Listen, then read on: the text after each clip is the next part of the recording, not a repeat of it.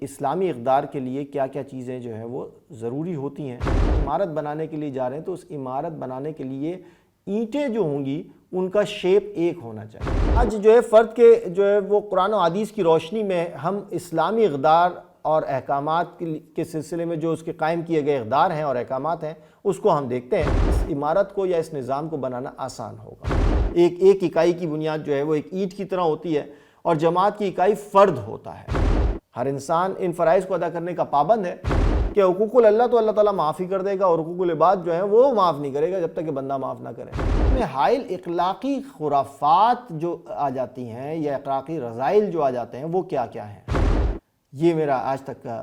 وہ تھا کہ جس میں نے آپ کو اسلامک وہ باؤنڈریز اسٹیبلش کی ہیں جس کے اندر ہم کسی نظام کو بنائیں۔ فیوڈلزم، وہ فیوڈلزم جس کا راستہ روکا تھا حضرت عمر نے رضی اللہ تعالیٰ عنہ۔ السلام علیکم ورحمۃ اللہ وبرکاتہ۔ میں ہوں آپ کا ہوسٹ سید زرار عارف، اپنے اس پروگرام کے تسلسل کے ساتھ جس کا نام ہے Islamic economic system the only solution for the modern world. ہمارے لاسٹ ایپیسوڈ میں ہم نے وہاں اختتام کیا تھا کہ کہاں جو ہے وہ ہمیں ایک اسلامی اقدار کے لیے کیا کیا چیزیں جو ہیں وہ ضروری ہوتی ہیں، ایک مومن سے کیا کچھ مطلوب ہے۔ آج میں آپ سے جو مخاطب ہوں اس ایپیسوڈ میں آپ کو وہ بات بتاؤں گا کہ جس میں اسلامی اقدار اور احکامات ایک فرد کے لیے ایک ضابطہ اخلاق کی حیثیت رکھتے ہیں۔ یعنی اگر ایک شخص کا اخلاق اسلام کے لحاظ سے ایک مومن کا اخلاق جو ہے وہ ان پیرامیٹرز کے ساتھ ڈھلا ہوا ہوگا تو جیسے میں نے آپ کو پہلے بتایا ہے کہ ایک تو اسلام جو ہے وہ مخاطب مائکرو لیول سے بھی ہے، ہر انڈیویجول سے بھی ہے، اور جب انڈیویجول بیسس کے اوپر، اس کی وجہ یہ کہ جیسے اگر آج ہم عمارت بنانے کے لیے جا رہے ہیں تو اس عمارت بنانے کے لیے اینٹیں جو ہوں گی ان کا شیپ ایک ہونا چاہیے۔ اگر اینٹوں کا شیپ ایک نہیں ہوگا تو وہ دیوار بھی بلڈ نہیں ہو سکے گی، عمارت تو بہت دور کی بات ہے۔ پھر جیسے میں نے آپ کو بتایا تھا کہ ہمارا جو سسٹم ہے اکنامک سسٹم، یہ معاشی نظام جو ہے وہ ایک پارٹ ہے، ایک جزو ہے سوشیو پولیٹیکل اکنامک سسٹم کا۔ تو یہ پورا ایک انٹیگریٹڈ ہے، انٹیگریشن ہے اس میں کہ انسان کا جو عمل ہوتا ہے وہ سوشل لیول پر بھی ہوتا ہے، پولیٹیکل لیول پر بھی ہوتا ہے، اور اسی کا امپیکٹ جو ہے وہ آگے اپنا اکنامیکل سسٹمز کے اوپر بھی ہوتا ہے۔ تو یہ سارے انٹیگریٹڈ ہیں، یعنی کچھ جگہوں پہ اگر اس نے عمل کرنا ہے یا اس کا رول جو ہے وہ پولیٹیکل ایریا کے اندر وہ جب رول ادا کر رہا ہے تو وہ کیا رول ادا کرے گا، اور اگر وہ اکنامک سسٹم پہ ادا کر رہا ہے تو وہ کیا رول ادا کرے گا۔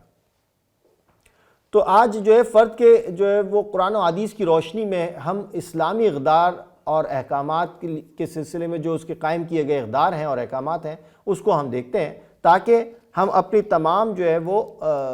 اس انداز میں ہارمونائز کریں کہ اس اکائی کے ساتھ جب وہ اکائی یا یونٹ جب وہ یونائٹ ہوں اور اکٹھا ہوں، ایک گروپ کی صورت میں چلیں، تو ایسی صورت میں ان کے ساتھ وہ تمام اقدار جو ان کے سوشل سرکل کے اوپر امپیکٹ کریں وہی اکنامیکل امپیکٹ بھی آگے ثابت کریں۔ تو اس کے سلسلے میں جو ہے وہ جو بنیاد فراہم کرتی ہے، تو آپ یہ سمجھ لیجیے کہ یہ ضابطہ اخلاق، جیسے میں نے آپ کو بتایا کہ یہ وہ ضابطہ اخلاق کی باتیں ہیں جو کہ قرآن و حدیث سے ہم نے ایکسٹریکٹ کی ہیں تاکہ ہم مومن کا شیپ وہ رکھیں کہ جس کی پیرامیٹر سے باہر نکل کے مومن جو ہے وہ اپنی ڈائمینشنز کو چینج نہ کرے، جو سب ایک ہی اکراس دا بورڈ ایک ہی اس پہ ہوں گے تو پھر اس عمارت کو یا اس نظام کو بنانا آسان ہوگا۔ تو جو ہے اسی سلسلے میں جب ایک سے زیادہ افراد ملتے ہیں اور وہ کسی کامن آبجیکٹو کے لیے، جیسے آج ہمارا ایک کامن آبجیکٹو جو ہے وہ معاشی نظام کی ریویمپنگ ہے، اس کے اوپر ہے تو اسلامک انداز میں، تو یہ ایک جماعت کو جو ہے وہ تشکیل دیتے ہیں، اور جماعت کی تشکیل کے ساتھ ساتھ یہ سوشل نظام جو ہے وہ نظم و ضبط اور تحریک اور خصوصاً اس آبجیکٹو کے حصول کے لیے اوصاف کو اپنائے بغیر یہ ممکن ہی نہیں ہو سکتا کہ جس کے لیے ہم آگے بڑھے ہیں۔ ضابطہ اخلاق جو ہے وہ ایک انسان کی کردار کی مضبوطی کے لیے بھی بالکل ناگزیر ہے، اور جیسے میں نے آپ کو بتایا کہ اس کی مثال جو ہے وہ اینٹ کی طرح ہوتی ہے، ایک اکائی کی بنیاد جو ہے وہ ایک اینٹ کی طرح ہوتی ہے، اور جماعت کی اکائی فرد ہوتا ہے۔ تو اس لیے ہم جب یہ نظام کی بات کریں گے تو نظام انڈیویجول یعنی مائکرو لیول سے وہ میکرو لیول تک بھی جائے گا۔ تو جب میں اپنے جو آرگیومنٹ بلڈ کر رہا ہوں وہ وہیں اسی پر ریسٹرکٹ کر رہا ہوں اب جیسا کہ ہم جانتے ہیں کہ عمارت کی ہر اینٹ کی مضبوطی عمارت کی مضبوطی کی ضمانت ہوتی ہے، اسی طرح جماعت کی اخلاقی برتری جماعت کے ہر فرد کی کردار کی مضبوطی پر منحصر ہے۔ چونکہ کردار کی مضبوطی کی اساس جو ہے قرآن مجید اور احادیث مبارکہ ہیں، لہٰذا اس ضابطہ اخلاق کے ذریعے جو خود پر لاگو کرنے کے لیے جو ہے وہ ہم سارے کے سارے یہاں پہ جڑ کر کے اس پہ کام کریں اور اسی کے سلسلے میں ہم اپنے آرگیومنٹ کو بلڈ کریں۔ اب عقائد اور عبادات کے سلسلے میں کے بعد جو ہے وہ تعلیمات نبوی صلی اللہ علیہ وسلم کا تیسرا باب جو ہے وہ ہے اخلاق کا۔ دیکھیں، عقائد تو تمام ایمانیات اور کانسیپٹس ہو گئے جس کی بیسس پر ایک فرد نے جو ہے وہ اپنے کردار کو تشکیل دیا، اور عبادات جیسے عبد سے نکلا ہے تو وہ غلامی جو کہ ایک اللہ کے سلسلے میں انسان کو حاصل ہوتی ہے کہ وہ اس غلامی کو وہ لیتا ہے اور اس کے سلسلے میں وہ اللہ کی خوشنودی کو سب سے آگے رکھتا ہے۔ تو اخلاق سے مراد باہم بندوں کے حقوق و فرائض وہ معاملات ہیں جن کا ادا کرنا ہر مسلمان کے لیے ضروری ہے۔ اب اس کے یہ نوٹ کرنے کی بات ہے کہ عبادات کے مقاصد میں سے ایک مقصد اخلاق حسنہ کی تربیت اور تکمیل ہے۔ مثلاً آپ نے یہ عبادات کے اندر یہ تو بہت دیکھا ہے کہ نماز کا مقصد جو ہے وہ بری باتوں سے باز رکھنا، یعنی تنہا عن الفحشاء والمنکر۔ روزے کا مقصد حصول تقوی ہے، یعنی لعلکم تتقون۔ پھر زکوٰۃ کا مقصد تو تزکیہ نفس کے ساتھ ساتھ انسانی ہمدردی کا وصف بھی ہے، اور زکوٰۃ آپ کو پتہ ہے مال کے ساتھ جو ہے وہ اس کا بھی تزکیہ ہے، پاک کرنے کا طریقہ ہے۔ قرآن کی اخلاقی تعلیمات جو 3 درجوں پر جو ہے وہ ہم جو ہے وہ یہاں پہ بات کرتے ہیں کہ حقوق و فرائض ہیں، فضائل اور رذائل ہیں، اور آداب ہیں۔ سب سے پہلے اخلاقی تعلیمات کی جو پہلی قسم ہے وہ ہے حقوق و فرائض۔ دیکھیں،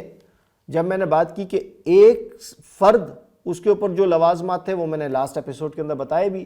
اب وہ فرد اگر کسی دوسرے کے ساتھ انٹریکٹ کر رہا ہے، انٹیگریٹ کر رہا ہے، اپنے کسی عمل کے اندر اس کے ساتھ ہے، تو وہ عمل اس کا سوشل عمل بھی ہو سکتا ہے، پولیٹیکل بھی ہو سکتا ہے، اور اس کے ساتھ وہ ایفائے عہد کے سلسلے میں ایک کوئی اکنامیکل جو ہے وہ ڈیل بھی ہو سکتی ہے، یہ جسے ہم ٹرانزیکشنل ڈیل کہتے ہیں۔ تو ہر انسان میں یہ سمجھ لیجئے کہ ایک کے حقوق ہوتے ہیں تو دوسرے کے فرائض ہوتے ہیں، یعنی وہ کیا حقوق و فرائض ہیں اس کے اوپر ہم نظر ثانی کر لیں کہ ہر انسان پر دوسرے انسانوں، بلکہ اگر ہم اسلام کے مطابق دیکھیں تو حیوانوں اور بے جان چیزوں تک کے بھی کچھ فرائض جو ہے وہ عائد ہوتے ہیں، چونکہ جو کہ ان کے حقوق ہیں۔ ہر انسان ان فرائض کو ادا کرنے کا پابند ہے۔ مثلا ہم یہ تو جانتے ہیں کہ والدین کے حقوق ہوتے ہیں، بیوی بچوں کے حقوق ہوتے ہیں، پڑوسیوں کے حقوق وغیرہ ہوتے ہیں، تو انہی سے آپ جو ہے وہ انٹریکشن شروع کرتے ہیں، ہر انسان جو ہے وہ شروع یہیں سے کرتا ہے۔ جبکہ ہم نے پڑھا تھا کہ ماسلو کا کانسیپٹ اس سلسلے میں بالکل ڈیفرنٹ ہے، وہ ایک انڈیویجول کو، انسان کو جو ہے وہ کچھ اور ہی انداز میں ڈیولپ کرتا ہے، اور اس کی سوچ ہی کسی اور انداز میں ڈیولپ کرتی ہے۔ فرائض کیا ہیں کہ یہ تو حقوق کی بات ہم نے کی کہ جن کو ہم جانتے ہیں۔ فرائض یہ کہ حقوق و فرائض کی جو ضد ہے، یعنی ان حقوق کو پورا کرنے کے لیے جن پر رسپانسبلٹی عائد ہوتی ہے، یہ ان کے لیے فرائض بن جاتا ہے، اور رشتوں کے لحاظ سے، یعنی ایک کے حقوق دوسرے کے فرائض ہیں، جیسے کہ والدین کے حقوق اولاد کے فرائض بن جاتے ہیں، اور اولاد کے حقوق جو ہے والدین کے فرائض بن جاتے ہیں۔ اسلام میں حقوق کی دو بنیادی حصوں میں ان کو تقسیم کیا گیا ہے۔ یہ تقسیم بھی ہم نے کر کے جو ہے نا 2 حصوں میں جو ہے ایک نیا کانسیپٹ لوگوں کے اندر ہمیں نظر آتا ہے، اور وہ میں آپ سے بعد میں ڈسکس کروں گا۔ حقوق اللہ اور حقوق العباد۔ اب یہ حقوق اللہ اور حقوق العباد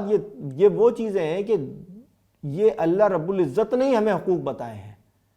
تو یہ حقوق العباد جو ہیں وہ بھی حقوق اللہ کا پارٹ ہے۔ جبکہ آج کے دور میں ہم نے جب یہ سمجھ لیا کہ حقوق کو بھی ہم نے ایک لوور ڈاؤن کر دیا، ایک اپر ڈاؤن کر دیا،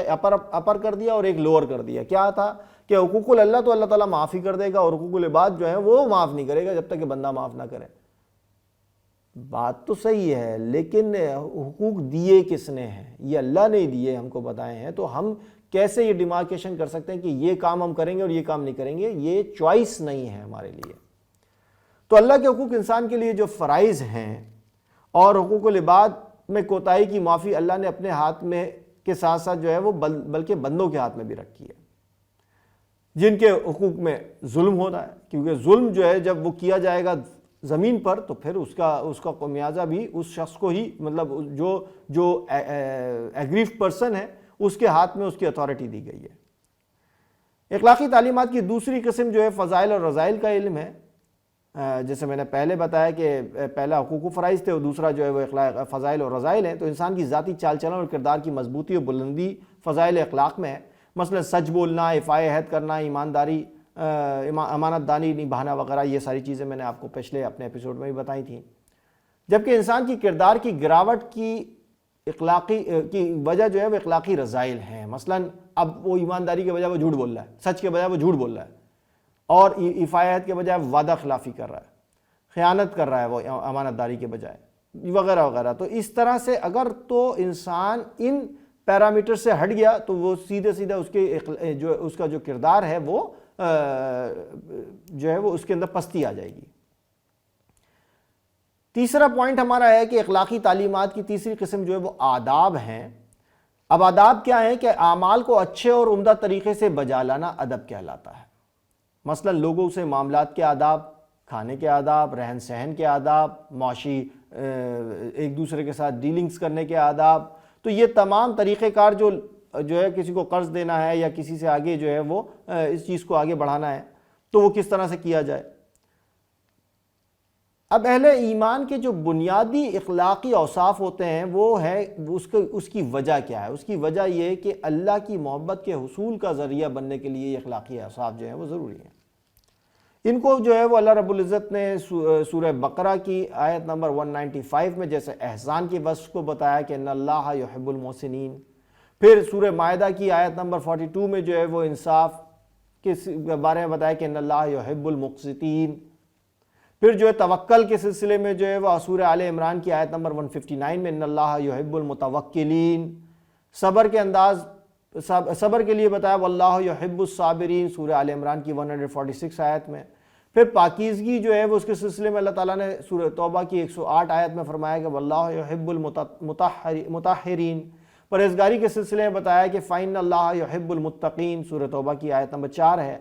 ایمان کے سلسلے میں جو ہے اللہ تعالیٰ نے سورہ آل عمران کی آیت نمبر 68 میں بتایا واللہ ولی المؤمنین، پھر توبہ کے سلسلے میں اللہ تعالیٰ نے فرمایا کہ ان اللہ یحب التوابین سورہ بقرہ کی آیت نمبر 222 ہے یہ۔ اتباع رسول فاتبعونی یحببکم اللہ سورہ آل عمران کی آیت نمبر 31 میں بتایا۔ پھر جو ہے وہ قتال فی سبیل اللہ کا ذکر ہے، یہ بھی وصف جو ہے وہ اللہ تعالیٰ نے جو ہے وہ قرآن میں فرمایا ہے کہ ان اللہ یحب الذین یقاتلون فی سبیل اللہ سورہ صف کی آیت ہے۔ پھر جو ہے وہ جو اللہ کی محبت میں حائل اخلاقی خرافات جو آ جاتی ہیں یا اخلاقی رذائل جو آ جاتے ہیں وہ کیا کیا ہیں؟ جیسے سب سے پہلے میں نے آپ کو بتایا خیانت۔ اب خیانت جو ہے وہ سورہ انفال کی آیت نمبر 58 میں اللہ تعالیٰ نے فرمایا ان اللہ لا یحب الخائنین، پھر اس کا شیخی بگارنا یا اترانا، اس کے بارے میں اللہ تعالیٰ نے فرمایا سورہ قصص کی آیت نمبر 76 میں کہ ان اللہ لا یحب الفریحین۔ پھر فساد کے سلسلے میں سورہ قصص کی آیت نمبر 77 میں فرمایا کہ ان اللہ لا یحب المفسدین۔ فساد کیا ہوتا ہے؟ کہ ایک دوسرے کے جب آپ حقوق ماریں گے اور حقوق کی حق تلفی کریں گے تو وہاں اس کے اندر ایک ایجیٹیشن، ایک حسد پیدا ہوگی، وہ حسد کا ذکر میں پہلے آپ کو کر بھی چکا، اور پھر وہ ایک فساد کو جنم دے گا۔ اسراف سورہ انعام کی آیت نمبر 141 میں اللہ تعالیٰ فرمائے انہ لا یحب المسرفین، تکبر کرنے والا۔ اب وہ پراؤڈنس میں آ گیا، یہ تو سب سے پہلے شیطان نے کیا۔ سورہ نحل کی آیت نمبر 23 میں ان اللہ لا یحب المستکبرین، پھر حد سے تجاوز کرنے والا کا ذکر جو ہے وہ چیزیں ہیں جو خرافات اخلاقی خرافات ہیں جو کہ اللہ کی محبت کے درمیان انسان کے اندر حائل ہو جاتی ہیں۔ تو حد سے تجاوز کرنے والے کا ذکر سورہ بقرہ کی آیت نمبر 190 میں آیا ہے کہ ان اللہ لا یحب المعتدین، فقر اور غرور کرنے والا، ان اللہ لا یحب کل مختال فخور سورہ لقمان کی آیت نمبر 18 میں۔ پھر خیانت اور معصیت کرنے والا ان اللہ لا یحب من کان خوانا اسیما تو سورہ نساء کی آیت نمبر 107 میں آیا ہے۔ ناشکری اور بدعملی کرنے والا واللہ لا یحب کل کفار اسیم سورہ بقرہ کی 276 آیت میں آیا ہے۔ ظلم کرنے والا انہو لا یحب الظالمین، سورہ شورى کی جو آیت نمبر 40 میں آیا بدگوئی کرنے والے جو ہیں وہ اس کا سورہ نساء کے اندر ذکر ہے کہ لا یحب اللہ الجہر بالسوء۔ پھر جو عباد الرحمن کی صفات کا، اخلاقی صفات کا ذکر سورہ فرقان کے اندر آیا ہے۔ سورہ فرقان کی آیت نمبر 63 سے لے کر 77 تک جو ہے وہ اللہ تعالیٰ نے، جس کو میں آیتیں تو نہیں پڑھوں گا، میں ان کا ترجمہ آپ کے سامنے پیش کر رہا ہوں، تو اللہ تعالیٰ نے اخلاقی صفات جو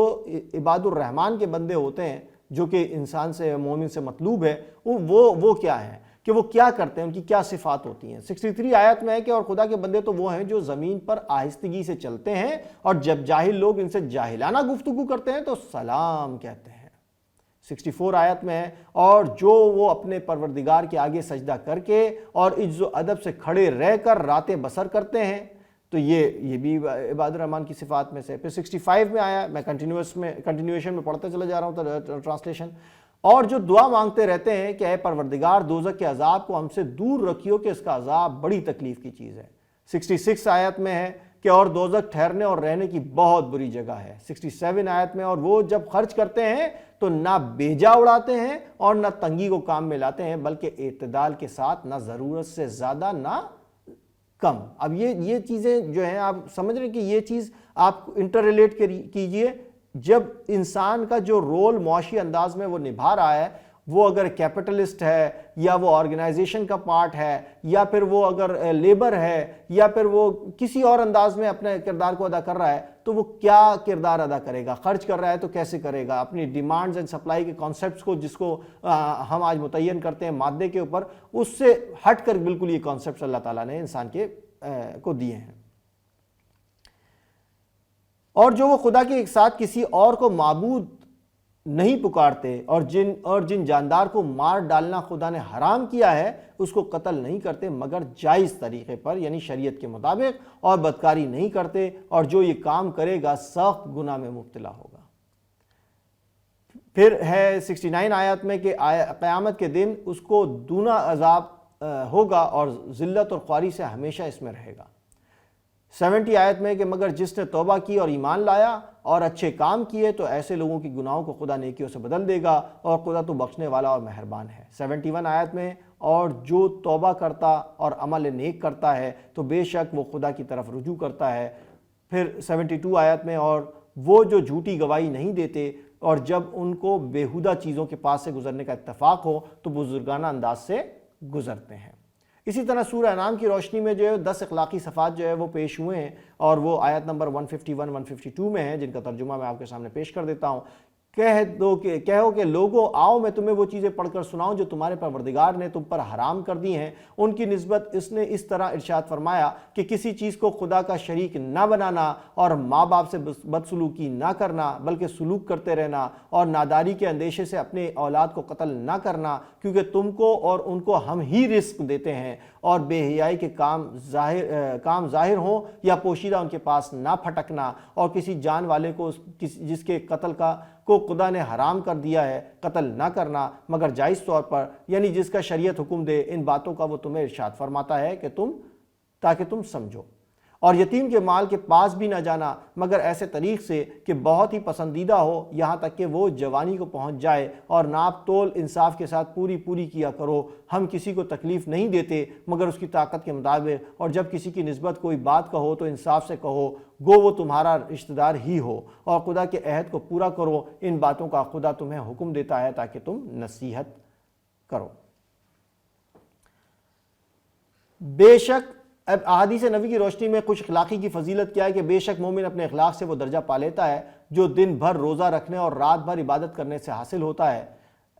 اسی طریقے سے معاذ رضی اللہ تعالیٰ عنہ فرماتے ہیں کہ جو آخری حدیث مجھے حضور صلی اللہ علیہ وسلم سے فرمائی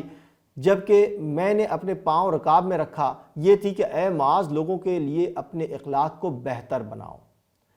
تم میں سے بہتر وہ ہیں جن کے اخلاق اچھے ہیں۔ یہ بخاری اور صحیح مسلم کی وہ حدیث ہے جو کہ بہت عام ہے اور سب نے سنی ہوگی، متواتر حدیثوں میں آتی ہے۔ کامل مومن وہ ہیں جن کے اخلاق سب سے اچھے ہیں۔ ابو داؤد الدارمی کی جو ہے حدیث ہے۔ قیامت کے دن مومن کے میزان عمل میں وہ جو سب سے وزنی بھاری شے رکھی جائے گی وہ اس کے اچھے اخلاق ہوں گے۔ یہ امام مالک سے جو ہے وہ موطا سے روایت ہے۔ میں اسی لیے رسول بنا کر بھیجا گیا ہوں کہ اخلاقی خوبیوں کو کمال تک پہنچا دوں. یہ بھی امام مالک کی کتاب میں روایت کی گئی ہے. اے اللہ تو نے جیسے میری ظاہری تخلیق خوبصورتی سے کی ہے میرے اخلاق کو بھی اسی طرح خوبصورت بنا. مسند احمد کی روایت ہے. اخلاقی برائیوں کے اسباب کیا ہوتے ہیں؟ تو 4 چیزیں جو ہے وہ اہم کردار یعنی اخلاقی برائیوں کو جنم دینے میں اہم کردار ادا کرتی ہیں. ایک تو یہ کہ اللہ تعالیٰ سے بے خوفی. جو شخص بالکل وہ اس خوف میں نہیں ہو کہ اس کو کبھی کسی کو جواب بھی دینا ہے یا مرنے کے بعد وہ اٹھایا بھی جائے گا. یہ رسول صلی اللہ علیہ وسلم سے بھی جو ہے وہ سوال کیا کرتے تھے کفار مکہ. تو کفار مکہ کیا جتنے بھی جو اس نظام کے خلاف جب وہ کھڑے ہو رہے ہیں تو وہ دیکھیے کہ ان کو بے خوفی تھی کہ ہم جو بھی کریں ہمیں تو کوئی پوچھ گچھ نہیں کی جائے گی, اور پوچھ گچھ کی بھی جائے گی تو یہ ہمارے لات منات اور عزیٰ ہمیں بچا لیں گے. تو وہ اللہ تعالیٰ سے بے خوفی کی جو وجہ ہے وہ بے انصافی کو جنم دیتی ہے, بے رحمی کو جنم دیتی ہے, خیانت کو جنم دیتی ہے, بد عہدی کو جنم دیتی ہے, اور دیگر برائیوں کی جو ہے نا سب سے بڑی جڑ جو ہے وہ یہی ہے کہ وہ شخص جو ہے وہ انسان کو اپنی جو سپریمیسی یا اپنی طاقت کا جو ہے وہ اس کو اندازہ بالکل ہے, اور جب وہ اس رول کو میں آتا ہے تو وہ سمجھ جاتا ہے کہ میں کس رول میں کس پاور میں ہوں, میرے کیا اختیارات ہیں, میں کیا کر سکتا ہوں کیا نہیں کر سکتا. جب اس کو یہ خوف ہی نہیں کہ مجھے اللہ کو بھی جواب دہ ہونا ہے اپنے اس کردار کا یا اپنے اس عمل کا, تو پھر وہ بالکل ہی بے رحمی کے ساتھ جو ہے وہ چلتا ہے آگے. پھر ہدایات الہی یعنی تعلیمات وحی سے بے نیازی. اس نے بھی انسان کے کسی معاملے میں کوئی مستقل اخلاقی اصول باقی نہیں رہنے دیے جن کی پابندی کی جائے. اس کا نتیجہ یہ نکلا ہے کہ آج انسان کا طرز عمل انفرادی اور اجتماعی دونوں حیثیتوں میں مفاد پرستی اور مادہ پرستی یعنی خواہشات کی غلامی پر استوار ہو چکا ہے. اسی طریقے سے خود غرضی نہ صرف انسانوں کو ایک دوسرے کی حق تلفی پر آمادہ کرتی ہے بلکہ بڑے پیمانے پر نسل پرستی, قوم پرستی, طبقاتی امتیاز کی شکل اختیار کر لیتی ہے جس سے اخلاقی فساد اور بگاڑ کی بے شمار صورتیں پیدا ہوتی ہیں. پھر اسی طریقے سے جو ہے وہ جمود یا بے راہی کی وجہ سے انسان یا تو اللہ کی دی ہوئی صلاحیتوں قوتوں کو استعمال ہی نہیں کرتا یا ان کا غلط استعمال کرتا ہے, یعنی اعمال صالح کے بجائے اعمال بد کا ارتکاب کرتا ہے. پھر اسلام کی اخلاقی تعلیمات کی پشت پر قوت نافذہ. تو معاشرے میں اخلاق کی ترویج و اشاعت کے لیے اسلام 2 چیزوں سے کام لیتا ہے, قانون اخلاق اور ایک قانون حکومت. قانون اخلاق کیا ہے کہ تصور کائنات اور انسان میں ایک قوت نافذہ موجود ہے جس کا قانون اخلاق کی پشت پر ہونا ضروری ہے, جو کہ 3 چیزوں پر مشتمل ہے. ایک اللہ کا خوف, ایک آخرت میں باز پرس, اور ابدی مستقبل کا خطرہ. تو اگر یہ 3 چیزیں ہوں گی تو وہ قانونی طور پر مورل اتھارٹی جو اسٹیبلش کی ہے اسلام نے انسان پر, وہ ان 3 چیزوں کی بیس پر کی ہے. قانون حکومت کیا ہے کہ اسلام ایک طاقتور رائے عامہ تیار کرنا چاہتا ہے جو اجتماعی زندگی میں افراد کو اصول اخلاق کا پابند بنائے, یعنی ایک ایسا سیاسی, سماجی, معاشی نظام جس کا اقتدار اطلاق قانون اخلاق کے بزور نافذ کرے. یہ میرا آج تک کا وہ تھا کہ جس میں نے آپ کو اسلامک وہ باؤنڈریز اسٹیبلش کی ہیں جس کے اندر ہم کسی نظام کو بنائیں. اب آگے میں آپ سے جو اپنے ایپیسوڈز کا سلسلہ جاری رکھوں گا وہ انہی تمام پیرائے اور اقدار اور بنیاد کے اوپر رکھتے ہوئے اپنی بات کو میں مختلف سسٹمز کے ان قد و قال جہاں پہ حق اور ناحق کو ہم علیحدہ علیحدہ کریں اور اس کو کس طریقے سے ریفارم کریں یا ریپلیس کریں, اس پہ بات کی جائے گی. وآخر دعوانا الحمدللہ رب العالمین. سبحان اللہ والحمد للہ ولا